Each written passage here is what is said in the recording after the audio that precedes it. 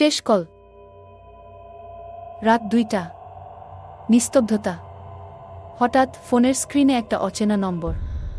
এই কল কি জীবনের শেষ ডাক হতে পারে? অজানা নম্বর থেকে মেসেজ, হ্যালো, আমি তোমার দরজার সামনে দাঁড়িয়ে আছি। বুকের ভেতরটা কেঁপে উঠল। কে এই লোক? কেন সে আমার দরজায়? রাকিব ভয়ে ভয়ে দরজার দিকে তাকাল। বাইরে অন্ধকার, কিছুই দেখা যাচ্ছে না। কে আপনি? রাকিবের গলায় ভয় মেশানো প্রশ্ন।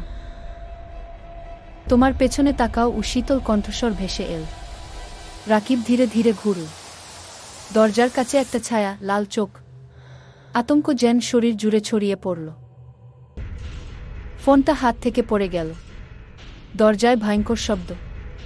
হক হক হকু, যেন মৃত্যুর হাতছানি। সবকিছু চুপ, শুধু ফোনের শেষ কথাগুলো ভেসে আসছে, তোমার সময় শেষ। Screen blackout.